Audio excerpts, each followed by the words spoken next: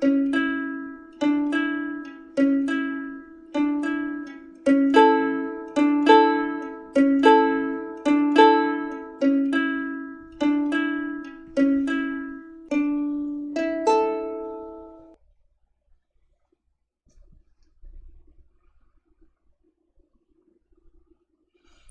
여러분들 반갑습니다.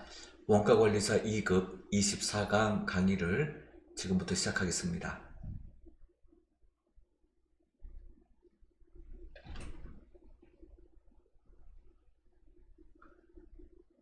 오늘은 회계원리 중 결산회계에 대해서 공부해 보도록 하겠습니다.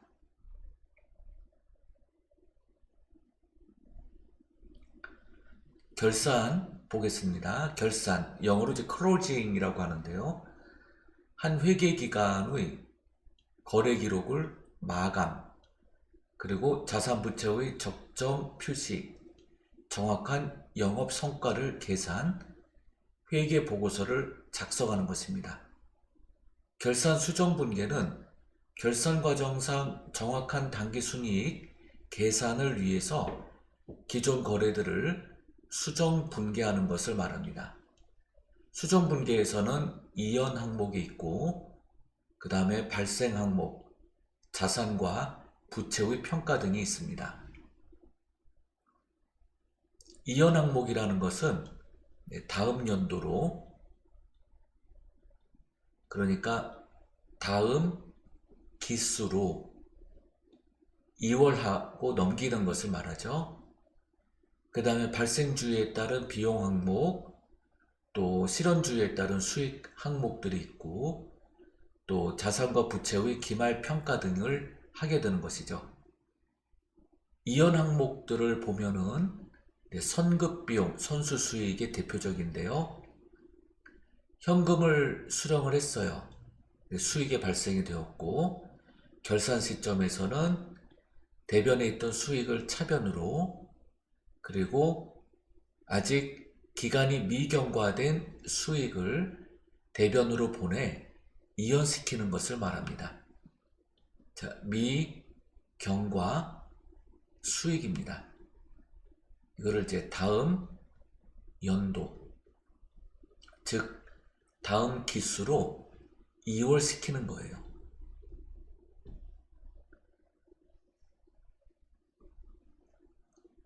수익의 이연 예제를 살펴보면 9월 1일에 사무실을 임대했어요. 1년분 임대료 24만원을 현금으로 받았습니다. 받았을 당시 9월 1일에 전액 임대료 수익으로 처리를 했다면, 그래서 임대료라는 수익을 계산합니다. 네. 영업 수익이 될 수도 있고 영업의 수익이 될 수도 있다고 해볼게요. 영업의 수익으로 잡았다는 얘기는 이제 본업이 주요 목적 사업이죠. 임대 사업을 하고 있지 않았을 때 일시적인 수익으로 임대 수익이 발생했다고 가정해 보겠습니다. 물론 이제 본업인 수익이라 할지라도 이연 수익으로 계산합니다. 자, 9월 1일에 24만 원을 받았어요. 그리고 전액 수익으로 인식을 했습니다. 근데 이 기간을 보면은, 자, 20X1년 9월 1일부터 20X2년 8월 말일까지 1년 동안 받을 임대료예요. 자, 여기서 끊어야 되겠죠, 결산일을. 자, 20X1년 12월 31일이 결산일이에요. 그러면 결산일 분계를 할 때, 자, 9월부터 12월까지 기간이 경과됩니다. 그래서 9, 10, 11, 12, 즉 4개월은 기간 경과되었죠.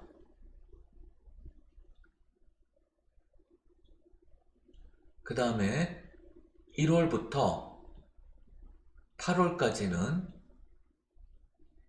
기간 미경과입니다. 자, 수익과 비용은 단기 귀속주의라서 20X1년도에 경과된 기간에 대해서만 수익을 인식합니다. 그리고 기간 미경과된 부분에 대해서는 수익을 인식하면 안 되죠. 세입자가 돌려달라 그러면 돌려주어야 할 부채가 됩니다. 그래서 8개월분 24만원에 대한 8개월 분인 16만원을 미경과 수익으로 보고 부채로 잡아야 합니다. 그래서 선수 임대료라는 부채 계정이 결산일에 생기는 것이죠. 그리고 이 임대료란 수익은 잠시 유보됩니다.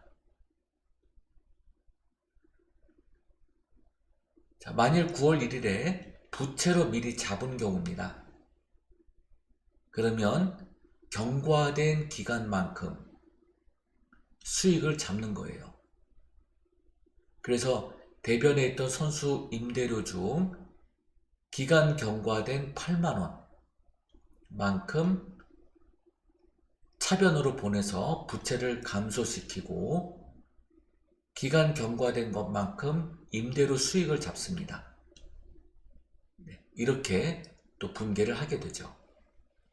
자, 이번에 비용의 이연에 대해서 살펴보겠습니다. 현금을 지급하거나 또는 외상으로 비용을 쓴다 하더라도 발생 주의에 따라 비용을 잡아요. 그래서 현금 또는 미지급 비용이기도 하죠. 결산 시점에 단기 기간 미경과 분에 대해서는 차변에 있던 비용 중 일부를 대변으로 보내고요. 차변에 선급 비용이라는 자산이 생기게 됩니다. 비용의 이연 예제를 살펴보면 다음과 같습니다. 1년분 자동차 보험료 36만원을 납부했어요. 그래서 보험료 36만원을 한꺼번에 잡았습니다. 대변에 현금이 나가고요. 자, 이 중에서 4월 1일에 비용을 지급을 했고 12월 말일에 결산일이 있다. 그러면 4월부터 12월까지 12월 31일 현재 기준으로 9개월이 경과되었어요. 경과된 것만큼 단기 비용이 되는 것이죠. 그리고 차년도 이제 3월 31일이죠. 3월 31일이 만기예요. 그러면 차년도 3개월 미경과 분에 대해서는 비용으로 잡으면 되는 것이 아니라 선급 비용이라는 자산으로 잡게 되죠. 여기서 알 수 있는 것은 수익의 경우 기간 미경과다라고 하면 부채가 되는 것을 알 수가 있습니다. 그래서 선수 수익이 되죠.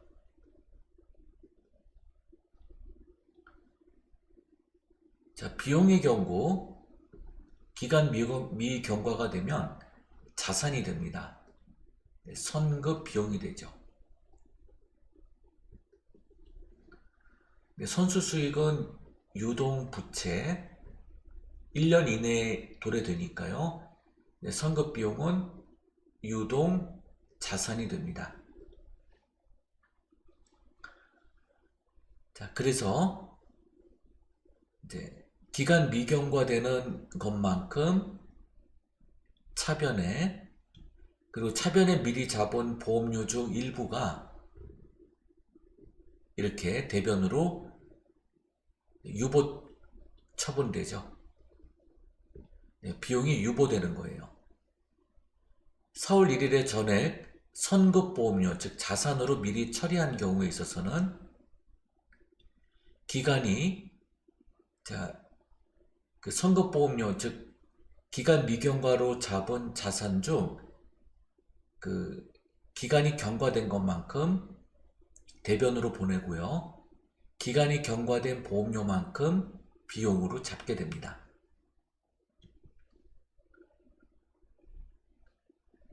발생 분계 보겠습니다. 기중에 현금, 유입, 유출이 없었지만 수익, 비용이 발생한 사항에 대한 것으로 미지급 비용, 미수 수익이 이에 해당되는데요. 결산 시점에 미수 수익을 잡아요. 자, 예제를 한번 살펴보겠습니다. 현금 1,000만 원을 예금했어요. 예금에 대하여 연간 6%에 해당하는 이자를 매년 7월 1일에 지급받는다고 합니다. 그러면 연이율이 6%예요. 그래서 1,000만 원 곱하기 연이율 6% 곱하기 자 7월 1일에 예금을 했는데 이자를 매년 7월 1일에 지급한다고 하니까 차년도 7월 1일에 이자를 받겠죠? 그러면 기간 경과된 6개월치만큼 이자를 인식해야 합니다. 그래서 12분의 6으로 곱하면 받을 이자 중 30만 원이 단기 수익이 됩니다. 그래서 일단 그 이자 수익을 현금으로 찾지 못한다 할지라도 지금 당장 현금화돼서 이자를 수령할 수 없다 할지라도 단기 귀속주의에 따라 실현 가능한 것이 되면 대변의 이자 수익을 잡아요. 1,000만 원에 6%면은 모두 받아야 될 이자가 60만 원이죠. 네, 1년에 60만 원씩 이자를 수령하는 것입니다. 그런데 반년치만큼만 실현된 것이죠. 그리고 나머지 6개월은 기간이 미경과되었으므로 차년도에 받게 될 겁니다. 자, 그래서 단기 귀속분에 해당되는 이자 수익을 잡고요. 나머지 6개월은 기간 미경과로 잡지 않습니다. 그런데 이 이자가 내년 7월이나 되어야 이제 6%를 달성하게 되어요. 그래서 현재 12월 말 결산 시점에서는 이자를 아직 수령하기가 어려워요. 그래서 차변에 아직 미수된 수익이라고 해서 유동자산 계정인 미수 수익을 잡게 됩니다. 비용의 발생을 보겠습니다. 결산 시점에 비용이 발생되고요. 이제 미지급됩니다. 비용의 발생 예제를 살펴보면 시흥은행에 현금 1,000만 원을 예금했고요. 6% 이자를 매년 7월 1일에 지급한다고 합니다. 이거 같은 내용이네요. 네. 그래서 이거를 이제 예금한 것이 아니라 차입을 했다고 가정을 해보겠습니다. 그리고 이 차입금에 대해서 이자를 이제 지급한다고 해볼게요. 자, 그러면은 이건 아니고요. 이거 죄송합니다. 이거 분개 지울게요. 자, 그러면은 이제 매년 60만 원씩 이자를 지급을 해야 돼요. 그런데 12월 말 현재 그 이자를 아직 지급할 때가 아니죠. 그래서 12월 말일 20X1년 12월 말일 결산 시점에서는 일단 차변의 이자 비용 60만원 중 30만원을 계상하고요. 대변의 미지급 비용을 잡습니다. 자, 이 미지급 비용은 언제 지급이 되나요? 예, 차년도 20X2년 7월 1일에 지급을 해야 되죠. 자, 이 미지급 비용은 이때 지급될 예정이에요. 그럼 지급이 되는 시점에 대변에 있던 미지급 비용이 차변으로 오게 되죠. 그리고 대변에 현금 예금이 나가게 됩니다. 그래서 차변에 또 나머지 이자 비용 30만원 발생되고요. 대변에 잡아놓았던 미지급 비용 30만원이 차변에 인식되는 것이죠. 자, 12월 말일에 잡은 이자 비용은 기간이 경과된 것이고요. 그 다음에 또 차년도 7월 1일에 잡힌 이자 비용도 기간이 경과되어 총 60만원을 납부하게 되죠. 자, 소모품 계정의 처리를 보겠습니다. 구입할 때 자산 처리하였던 소모품 중 사용한 것만 비용으로 처리하는 것입니다. 그래서 구입 시에 단기 비용으로 모두 인식을 했는데 결산 시점에 사용한 수량만큼 그 소모품비로 잡아두고 아직 사용이 덜 된 것 자산으로 잡는 것이죠. 재고자산이 됩니다. 네. 자, 미사용이죠. 미사용분이에요. 자, 구입할 때 아예 처음부터 자산으로 처리한 경우입니다. 그리고 사용분만 기말 결산 시점에 비용으로 처리하는 것이죠. 그래서 단기 비용으로 인식을 하는데 이것은 사용분이에요. 자, 이번엔 소모품 회계 예제를 보겠습니다. 주식회사 안사는 4월 1일 소모품 20만원어치를 구입을 했어요. 12월 말일 결산일 현재 남아있는 소모품 잔액은 5만원이다. 4월 1일에 자산으로 처리한 경우입니다. 소모품이라는 재고자산을 차변에 계상하고 대변에 이제 현금 20만원이 나가요. 그리고 남아있는 잔액이 5만원이므로 15만원만큼 단기 비용을 결산일에 회계 처리하고 차변에 미리 계상한 소모품 중 15만원을 대변으로 보냅니다. 4월 1일에 소모품비로 처리한 경우입니다.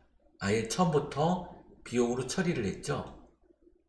그리고 미사용된 소모품을 자산으로 차변에 잡고 이제 소모품비 20만원 중 미사용 소모품비 5만원만큼을 유보 처리하죠. 자, 비용의 유보죠.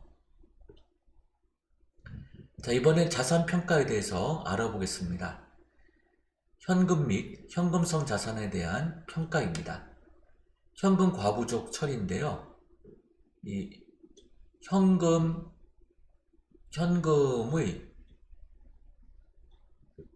그 과다 또는 현금의 부족. 그래서 현금 과부족이 된 거예요. 즉, 그 장부상 현금이라고 하면은 이제 그 일개표 또는 이제 현금 기록장 이제 현금 출납부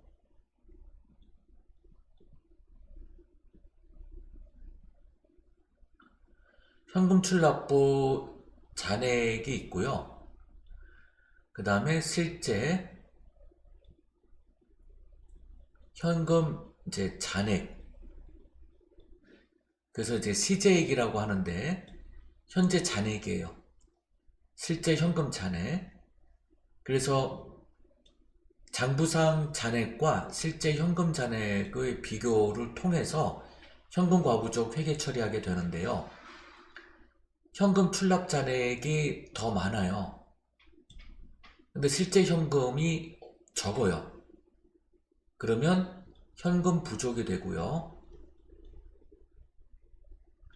이때 이제 회계 처리가 현금 부족하니까 실제 현금 잔액에 맞추어야 되죠. 그래서 장부상 현금을 대변으로 보내고 차변에 현금 과부족을 계상하게 됩니다.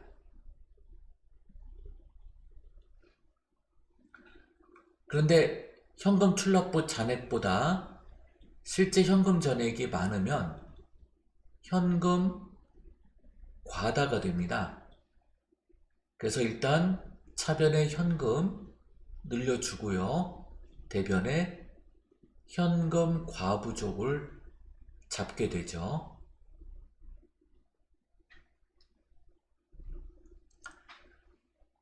자, 현금 시재가 장부 금액보다 큰 경우에요. 그러면 현금을 늘려주고 대변에 현금 과부족을 잡고요. 결산 시에 그 원인이 발견된 경우입니다. 결산일 이전이라도. 그러면 외상대금을 받았는데 장부에 미기록을 한 거예요. 자, 그러면은 현금과 부족 대변으로 잡았던 것을 차변으로 보내고, 자, 외상매출금 차변에 있던 외상매출금 잔액이 대변으로 소멸하게 되죠. 근데 결산일까지 원인이 발견되지 않았다면, 그래서 이 현금과 부족은 임시 가계정이 됩니다. 임시 가계정이라면 결산일에 소멸시켜 줘야 돼요. 자, 임시 가계정에는 참고로 어떠한 것들이 있는지를 살펴보면은요.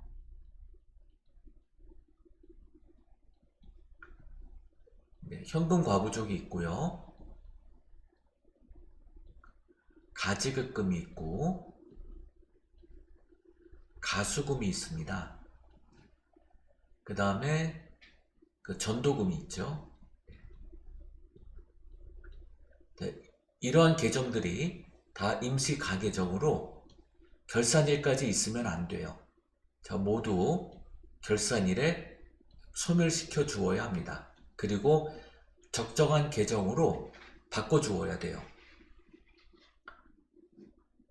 자, 결산일까지 그 원인이 현금이 왜 과다하게 남았는지를 모르겠다면 일단 현금 과부족을 대변으로 보내고요.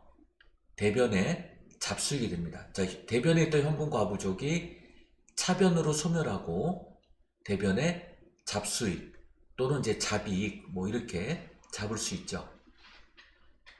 자, 케이스 2를 볼게요. 장부상 금액이 더 많은 경우에요. 실제 현금보다. 그러면 자, 현금 과부족을 차변에 잡고 대변에 현금을 잡습니다. 자, 결산 시 원인이 발견되었을 때에는 교통비, 즉 출장비 나간 거였는데 이거를 미기록한 거네요. 자, 그러면 차변에 있던 현금 과부족이 대변으로 소멸하게 되고요. 차변에 여비교통비가 오게 됩니다. 자, 원인이 발견되지 않았다면 잡손실로 잡는 것이죠. 현금과부족 계정 예제를 살펴보면요. 주식회사 시행은 7월 1일에 반기 회계장부 점검 중 현금의 금고상 금액이, 즉 금고상 금액이라고 하면은 실제 현금이죠. 장부 금액보다 20만 원이 많이 있음을 발견하게 됩니다. 차이 원인을 조사한 결과 16만 원은 거래처로부터 받은 외상매출금 기록이 누락된 것이고 나머지 4만 원에 대해서는 원인을 발견하지 못했어요. 자, 7월 1일 일단 현금이 많으니까 차변에 현금 늘려주고 대변에 현금과 부족을 잡습니다. 원인을 발견하게 되면 대변에 있던 현금과 부족이 차변에 오게 되고, 그리고 외상매출금 회수의 원인이다 라고 하면 차변에 있던 외상매출금이 대변으로 소멸합니다. 결산일까지 남은 금액에 대해서 원인을 발견할 수 없다면 대변에 잡이익을 잡는 것이죠. 또는 잡수익, 이런 식으로 잡습니다. 그래서 잡수익 또는 잡이익으로 계정 처리를 해주시면 돼요. 그리고 대변에 있던 현금과 부족 차변으로 이제 소멸하게 되죠. 그래서 임시 가계정 이렇게 얘기합니다. 그래서 결산일 회계보고서에는 기록되어서는 안 되는 것이죠. 자, 기타 항목을 보겠습니다. 은행 계정이라고 하면 이제 당좌예금 계정 등이 있죠. 그래서 은행 계정 조정표를 쓰게 되고요. 재무상태표에 표시될 현금 및 현금성 자산 분류 항목들이 있습니다. 자, 이번엔 단기 매매 증권에 대해서 보겠습니다. 단기 매매 증권의 취득 시점 공정가치로 기록하게 됩니다. 그래서 단기 매매 증권 차변에 오게 되고 대변에 현금 예금 등이 나가게 되고요. 단기 매매 증권은 매도 가능 증권과 함께 기말 평가 자산입니다. 그래서 결산일 현재 공정가치가 취득 시보다 올랐다면 대변에 단기 매매 증권 평가 이익이 되고요. 차변에 단기 매매 증권이 그만큼 증가하게 됩니다. 반대로 결산일의 공정가치가 떨어지게 되면 단기 매매 증권이 대변에 오게 되고요. 떨어진 금액만큼 단기 매매 증권 평가 손실이 잡히게 되죠. 자, 단기 매매 증권 평가 이익은 영업 외 수익이고요. 단기 매매 증권 평가 손실은 영업 외 비용입니다. 단기 매매 증권 예제를 살펴보겠습니다. 주식회사 일동은 2021년 7월 1일에 주식회사 이동호의 주식 10주를 단기 매매 차익 얻을 목적으로 1주당 5,000원의 현금을 지급하고 구입을 했습니다. 주식회사 이동 주식의 2021년 12월 31일에 1주당 공정가치는 6,000원입니다. 2022년 12월 31일 공정가치는 1주당 4,500원입니다. 이렇게. 자, 그러면 2021년 7월 1일에 10주 곱하기 5,000원에서 5만원이 들어옵니다. 그리고 현금이 나가고요. 그리고 그 해년도 결산일에 시세 차익을 얻게 된다 라고 했을 때, 자, 취득 시 공정 가치가 5,000원이었어요. 그런데 결산일 공정 가치가 6,000원이다 라고 하면 1,000원만큼 올랐죠. 자, 이 1,000원만큼 오른 금액에 10주를 곱하면 이제 만원만큼이 이익이 발생한 것입니다. 그래서 이익 발생한 것만큼 차변의 단기 매매 증권, 대변의 단기 매매 증권 평가 이익을 잡게 되죠. 그러다가 그 다음 연도에 공정가치가 4,500원으로 내려가네요. 그래서 20X1년도 기말 공정가치가 6,000원이었는데 근데 20X2년 기말 공정가치가 4,500원이다 라고 하면 마이너스 1,500원만큼 떨어진 겁니다. 떨어진 것만큼 10주를 곱해서 15,000원이 바로 단기 매매 증권 평가 손실이 되는 것이죠. 그리고 차변했던 단기 매매 증권이 대변으로 사라지는 것이죠. 자, 이번엔 수취 채권의 평가입니다. 받은 채권의 평가. 자, 매출 채권 잔액에 대하여 회수 불능 추정액을 대손 충당금으로 설정합니다. 그래서 이제 대손 충당금이 바로 이 평가성 충당금이에요.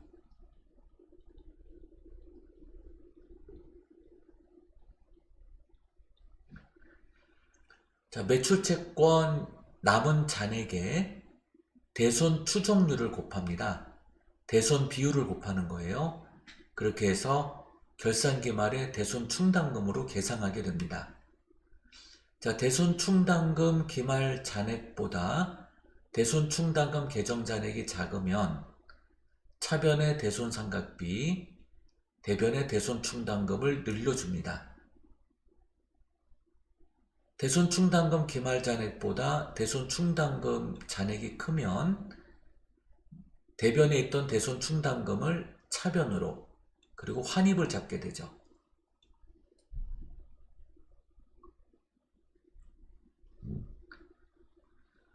대손 충당금은 평가성 충당금이므로 매출 채권에서 차감되는 차감 계정 과목입니다. 자, 대손 회계의 예제를 살펴보겠습니다. 주식회사 일동의 2021년 12월 31일 매출 채권, 매출 채권에는 외상 매출금과 받으러옴이 있죠. 네, 기말 잔액은 300만원, 주식회사 일동은 매출 채권 기말 잔액의 2%가 미회수 될 것으로 예측을 했습니다.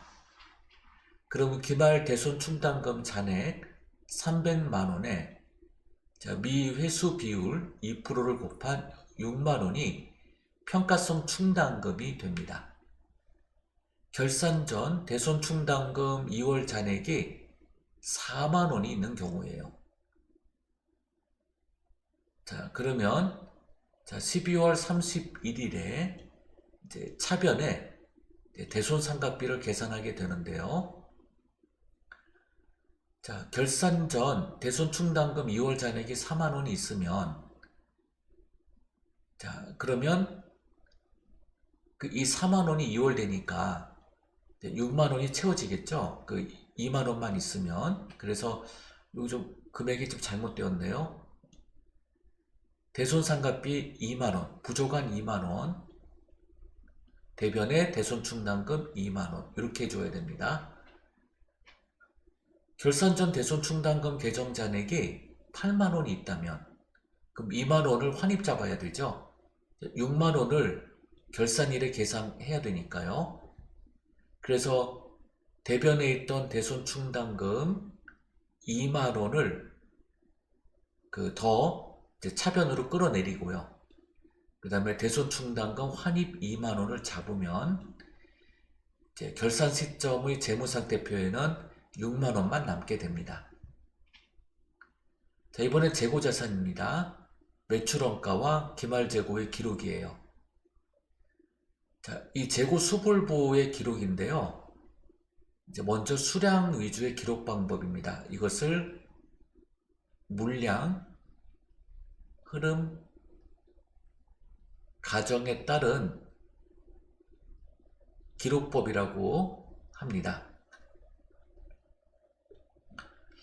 자, 계속기록법은 입고와 출고 시마다 그때그때마다 수량과 단가를 기록하는 방법이에요. 실질재고조사법은 상품의 구입 기록을 하지만 재고는 실사를 통해서 파악을 합니다. 그래서 입고 수량을 기록을 하는데 여기에 재고 수량을 파악하는 것이죠. 이 재고 수량은 실사 재고 수량이에요. 그래서 차감을 하면은 출고 수량으로 보는 가정입니다.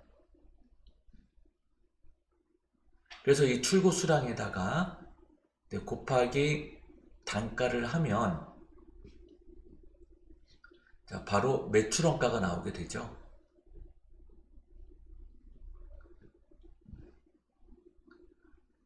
상품 구입 시 매입 계정을 사용하게 되고 재고는 실질조사, 실사를 통해서 파악하는 방법입니다. 장부기장을 보면 3분법, 5분법, 7분법이 있는데요. 3분법은 상품, 매입, 매출 계정을 사용하는 것이고 5분법은 3분법에 매입 애누리와 환출, 매출 애누리와 환입을 사용하는 것이고요. 7분법은 3분법에 매입 애누리와 환출, 매출 애누리와 환입, 여기에 매출 할인과 매입 할인이 추가되는 것을 말합니다. 자, 기업회계 기준은 당연히 이제 7분법을 사용하게 되죠. 자, 매출과 매입 계정의 수정을 보겠습니다. 매입 애누리와 환출입니다. 구매한 상품에 문제가 있어서 구입대금을 즉석에서 할인을 받는 것이죠. 그리고 반품시켜서 차감하기도 하고요. 그래서 하자 발생입니다. 하자 발생에 따라서 구입대금을 즉석에서 즉석 할인입니다. 이것은 이제 사전 약정 유무는 따지지 않죠. 사전 약정이 있을 필요가 없어요. 매입 할인은 외상으로 구입한 매입 대금 중 사전 약정이 있어야 되고 그 약정 기간 내 대금을 일찍 결제를 할 때 할인을 받습니다. 자, 이 할인율에 따라 차등 적용이 되죠. 자, 지급을 빨리 하면 할수록 할인율이 높아지는 차등 적용을 받아요.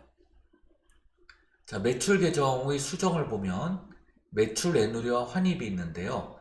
판매한 상품에 문제가 있어서 판매 대금을 할인해 주거나 반품받은 것으로 매출에서 차감이 되는 것을 말합니다. 자, 매출 할인은 외상 대금의 조기 회수를 위해서 사전 약정에 따라 기한 내에 대금을 일찍 회수하였다면 할인을 해주는 것입니다.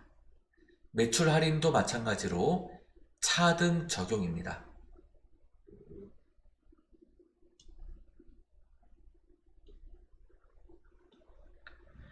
매출과 매입 계정 수정을 보겠습니다. 순매입액이란 총 매입액에서 매입 애누리와 환출을 차감하고 매입 할인을 차감한 금액을 말합니다.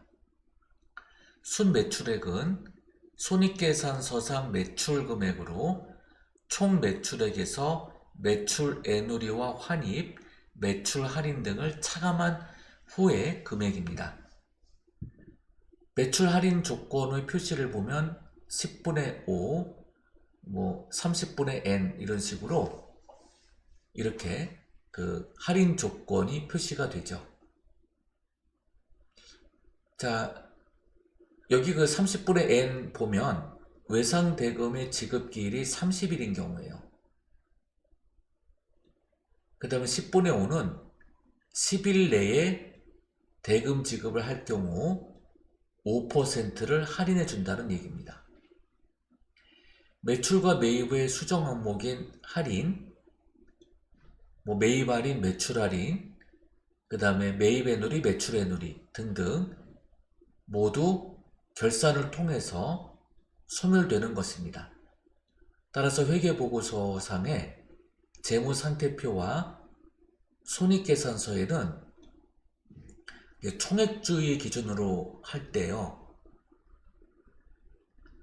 총액주의로 할 때는 이 총액이 얼마이고 그 다음에 각각의 차감 항목들이 어떤 것들이 있었고 그래서 순액이 얼마이다 이렇게 보고를 해요. 그래서 이 차감 항목이 별도로 표시가 되게 되죠. 근데 이제 보고용에서 그 결산 수정 분계를 통해서 소멸되는 부분에 대해서는 이제 잔액 형태가 이제 순액으로 보고되니까 그것까지 이제 표시되지 않을 수 있죠. 그래서 이 차감 항목을 표시하는 경우와 차감 항목을 생략하고 순액만 표시하는 경우들이 있습니다. 근데 총액주의로 할 때는 이런 내용들이 각각 보고되는 것이죠. 매출원가 산정을 위한 수정 분계를 보겠습니다. 자, 매출의 수정 분계입니다. 자, 대변에 있던 매출이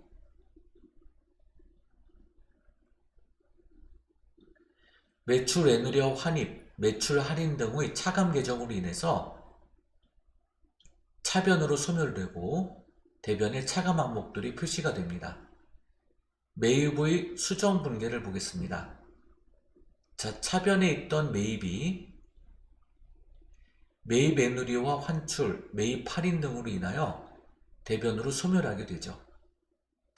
매출원가 산정을 위한 수정 분계를 보면 차변의 매출원가, 대변의 상품, 즉 기초상품 재고액이 판매가 되면 매출원가로 소멸됩니다. 또 단기에 매입한 상품, 각종 가산 항목을 더하고 차감한 후 매입 애누리, 환출, 매입 할인 등이 차감된 이후의 순매입액이 판매로 소멸되면 차변의 매출원가, 대변에 이제 매입이 사라지죠. 그리고 팔다가 남은 것, 기말로 차변에 잡히게 되고, 자, 이 차변에 잡혔던 매출원가 중 팔다 남은 재고분에 대해서는 대변으로 매출원가가 소멸하게 됩니다.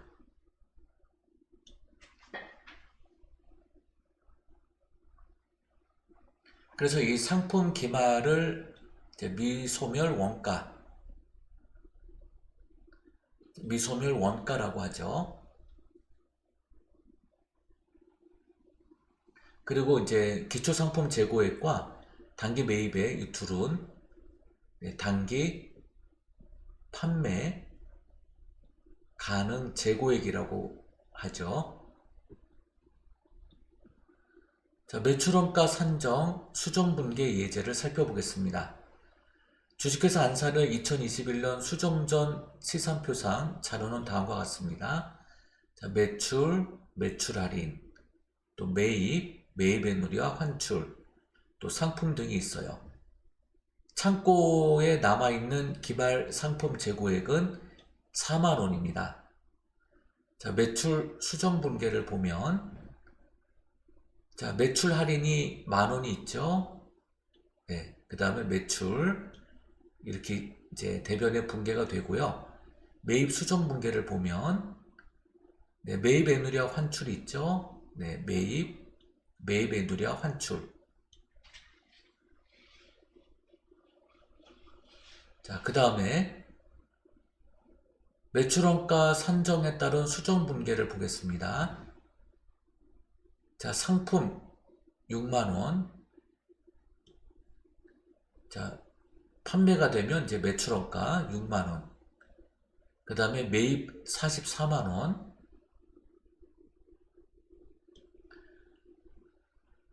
자, 판매가 되면 자, 매출원가로 이렇게 가게 되죠. 자, 여기서 이제 이 매입 44만원이 어떻게 해서 나왔느냐? 자, 매입액이 50만원이 있죠?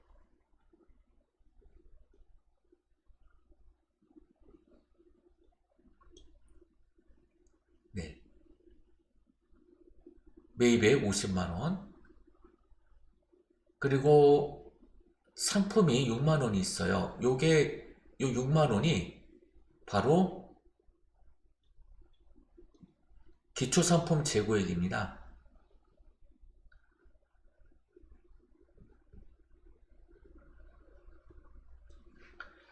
그래서 50만원에서 이 50만원이 단기 판매 가능 재고액이라고 보시면 돼요. 그래서 이 44만원이 단기 매입액이 되죠.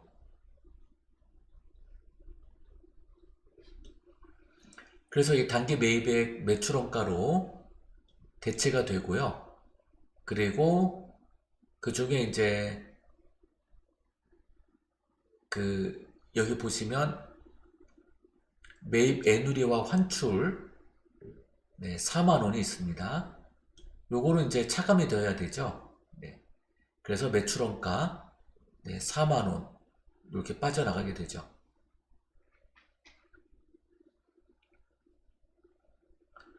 매입 매누리와 환출이 있기 때문에. 자, 순매출액은 매출할인 만원을 차감해서 총 매출액 100만원에서 매출원가 만원 차감하면 순매출액 99만원. 자, 매출원가 보겠습니다. 6만원 44만원 더하고 마이너스 4만원 매입 매누리와 환출을 차감해서 46만원이 되고요. 자, 매출 총이익은 99만원 순매출액에서 매출원가 46만원을 차감하니까 53만원이 매출 총이익이 됩니다. 자, 이번엔 투자자산에 대해서 보겠습니다. 장기 투자 목적으로 매도 가능 증권을 보유하죠. 자, 매도 가능 증권은 이제 비유동자산 중 투자자산에 해당이 됩니다. 그리고 매도 가능 증권의 평가손익은 기타 포괄손익 누계액, 즉 자본 계정으로 보고됩니다. 자, 매도 가능 증권의 취득 시점의 공정가치로 기록되는데 단기 매매 증권과 동일합니다. 다만 다른 점이 있다면 단기 매매 증권 취득 시 부대 비용은요, 단기 비용으로 인식을 합니다. 단기 비용이라고 하면 이제 영업의 비용으로 인식을 하게 됩니다. 네. 그런데 매도 가능 증권 취득 시 부대 비용은 취득 원가로 보게 됩니다. 이 점이 달라요. 단기 매매 증권은 어차피 결산일로부터 1년 이내에 단타로 수시 매매를 하는데 매도 가능 증권은 장기 보유예요. 장기 보유 목적입니다. 처음부터. 그래서 취득세 부대 비용을 단기 비용으로 인식할 수가 없어요. 단기 비용으로 인식하기가 어렵다라는 것이죠. 그래서 취득 원가에 가산해서 일주당 가액을 다시 재산정하게 됩니다. 자, 매도 가능 증권의 평가를 보겠습니다. 결산일의 공정가치가 취득 시 원가보다 높을 때 매도 가능 증권 평가 이익이 됩니다. 기타 포괄손익 누계액으로 집계가 돼요. 결산일의 공정가치가 증권의 취득 원가보다 낮을 때, 즉 평가 손실이 발생하게 되죠. 평가 이익이 있으면 평가 이익을 차변으로 보내고 평가 손실을 잡아요. 그래서 이 매도 가능 증권 평가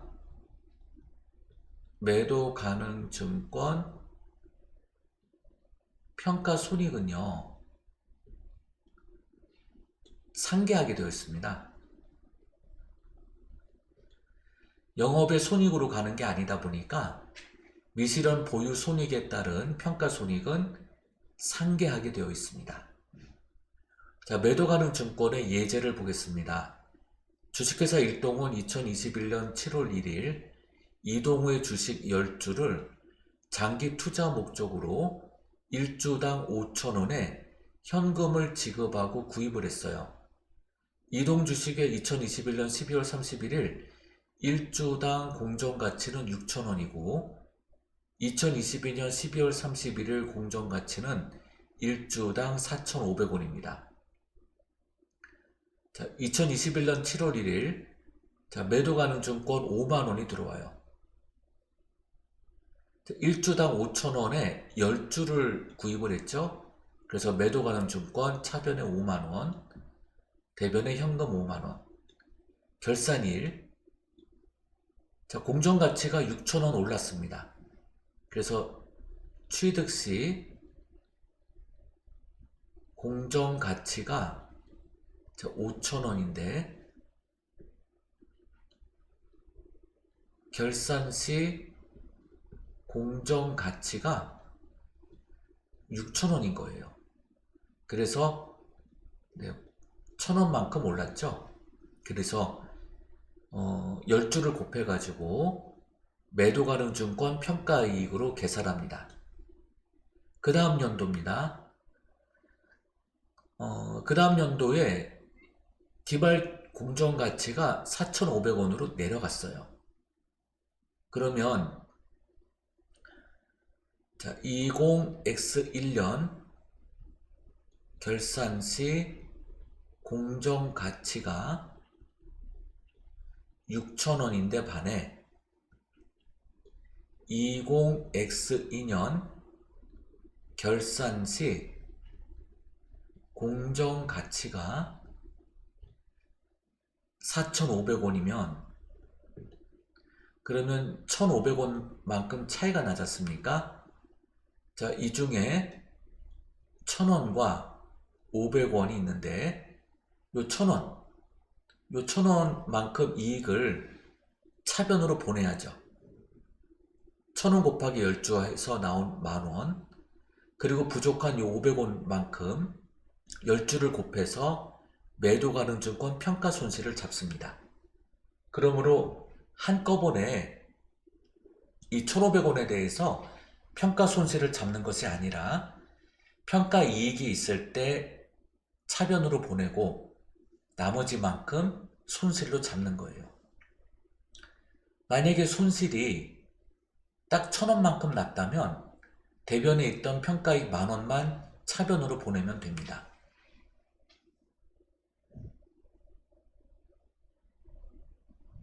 자, 이번엔 유무형자산의 평가를 보겠습니다. 감가상각입니다. 감가상각은 유형자산의 취득 원가를 유형자산의 내용연수, 즉 수명연수라고 하는 것인데요. 자, 이 수명연수는 사용기간을 말합니다. 사용기간 동안 수익에 대응하여 비용화하는 과정입니다. 그래서 cost allocation이라고 하죠. 감가상각 요소를 보면 취득원가, 유형자산의 취득 후 사용 상태에 이르게 하는데 지출된 자원의 공정가치예요. 즉 취득원가는 어떻게 구하냐면 구매한 가격에 취득 시 각종 부대비용, 즉 운반비, 관세, 보험료 등입니다. 이런 그 부대 비용이 있으면 취득 원가에 가산이 되죠. 그래서 중개수수료, 운송비, 설치비, 그 다음에 기계장치 설비 후 시운전에 따른 각종 제반 비용, 토지 정지 비용이라는 것은 토지를 정화시키는 데 들어간 비용이에요. 다시 말씀드리면 토지 위에 있는 그 건물을 철거했을 때 그 움푹 파여진 토지를 메꾸는 비용입니다. 메꾸는 데 들어가는 비용들, 토지 정화 비용이라고도 하고요. 이러한 그 토지 관련된 비용들, 그래서 건물과 토지를 함께 취득하고 건물을 철거하면서 그 철거에 들어가는 그 비용들, 그래서 토지를 또 정화시키는 데 들어가는 비용들, 이게 다 부대 비용이 되죠. 그 다음에 수입한 것에 대한 관세, 수입 시 부담하는 관세, 그 다음에 환급 불가능한 세금이라는 거는 이제 부가세 대급금이 대표적인데요. 매입 부가세 대급금. 이제 토지는 면세에 해당되기 때문에 토지 취득 시 부담한 그 비용인데, 토지는 면세라서 부가세가 안 붙어요. 근데 토지 취득 시 토지 정지 비용은 과세 대상이기 때문에 여기 이제 부가세 대급금이 붙어요. 그런데 토지는 면세이기 때문에 토지 취득을 위하여 부담한 토지 정지 비용에 대한 부가세 대급금은 불공제 대상입니다. 그래서 매입 시 부담한 부가세 대급금은 토지 취득가액에 가산이 되죠. 또한 비영업용 소형 승용차 취득과 관련된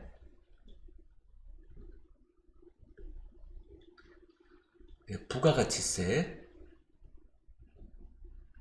또 마찬가지로 불공제 대상입니다.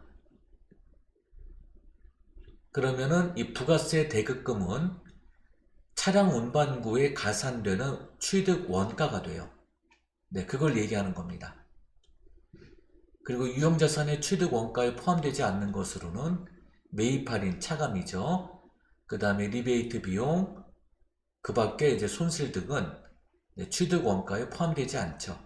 뭐 매입 할인, 매입 애누리와 환출 등이 있죠. 잔존 가치는 유형자산의 사용 종료 후 미래에 또는 사용 종료 현재, 그래서 현재도 해당됩니다. 현재 또는 미래에 회수될 것으로 기대되는 금액입니다. 내용연수는 유형자산의 수익 창출에 기여할 것으로 기대되는 기간으로 수명연수라고 합니다. 감가상각의 재무상태표 표시를 보겠습니다. 감가상각비, 손익계산서상 판매비와 일반관리비에 속하는데요. 만약에 이제 기계설비라든지 차량 운반구, 주로 화물차, 그 다음에 이제 공장, 건물, 그리고 이제 공장, 구축물 등에서 발생되는 감가상각비는 제조 경비가 되죠. 발생하는 감가상각비는 모두 제조 경비가 됩니다. 감가상각 누계액은 평가성 충당금으로 재무상태표 유형자산으로 기록되는 금액에서 차감되는 형식으로 표시됩니다. 감가상각 대상 금액은 취득 원가에서 잔존가액을 차감한 후에 장부가액입니다. 유형자산의 장부금액은 취득 원가에서 감가상각 누계액을 차감한 후에 금액을 말합니다. 유형자산의 감가상각비 계산을 보면 크게 이제 정액법, 정률법, 연수 합계법 등이 있고요. 그 외에도 생산량 비례법,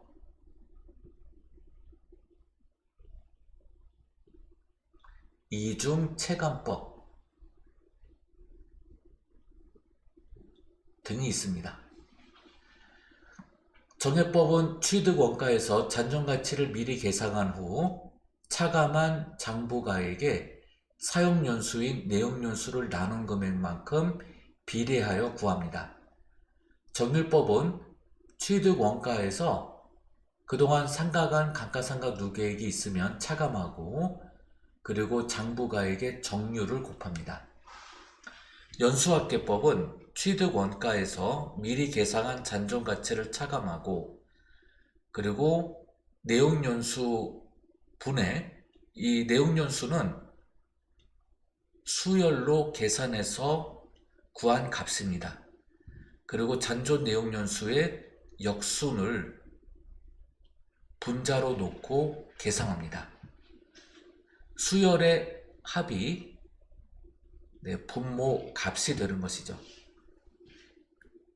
그렇게 해서 회계처리는 차변의 감가상각비, 대변의 비품 또는 차량 운반구 또는 건물 감가상각 누계액으로 하여 해당 계정의 차감 계정으로 가게 됩니다. 유형자산 감가상각 예제를 살펴보면 주식회사 상록수는 2021년 1월 1일 현금 280만원을 지급하고 취득합니다. 기계장치 내역연수는 6년이고 잔존가치는 40만원으로 추정되었다라고 하면 취득가의 280만원에 잔존가치 40만원 차감한 후에 내역연수 6년을 나눕니다. 매년 40만원씩 일정하게 감가상각을 해나가게 됩니다. 만약에 기준 취득일 경우 연초 취득이 아니라 7월 1일에 취득을 하였다면 그러면 이때는 월할 상각을 해야 됩니다. 그러면 7월 1일부터 12월 말일까지 6개월 동안 사용한 것이므로 40만원에 곱하기 사용월수 나누기 연월수죠. 그래서 20만원만 상각을 해야 됩니다. 정률법에 따른 감가상각비입니다. 정률이 만약에 27.7%다라고 하면 최초 취득 시 280만원에 0.277을 곱합니다. 그리고 이제 그 다음 연도 2년차부터는 2년차에서는 280만원에 감가상각 누계액 전년도 감가상각비죠. 775600을 차감한 잔액에다가 곱하기 0.277을 곱해 나가는 식으로 그 2차년도 감가상각비를 구하게 됩니다. 자, 이런 형태로 감가상각비를 각각 구해 나가게 되죠. 연수학계법에 따른 감가상각비를 보겠습니다. 네, 내역연수는 6년이니까 어떻게 구하면 되느냐면 이 21이라는 숫자가 어떻게 해서 나왔는지를 먼저 살펴보면요. 수열로 숫자를 이렇게 열거합니다. 1, 2, 3, 4, 5, 6 이렇게 6년 동안 상각을 하죠. 1 더하기 2 더하기 3 더하기 4 더하기 5 더하기 6을 합니다. 그래서 3, 6, 10, 15 그리고 21이 되죠. 총합은 21이 됩니다. 그리고 1차년도 상각에서는 이제 내역연수의 역순으로 갑니다. 이렇게 역순으로 가요.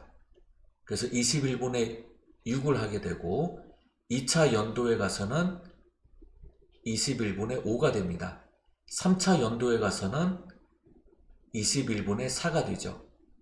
이런 식으로 이 분자의 숫자는 내역연수의 역순으로 분자를 올려놓게 됩니다.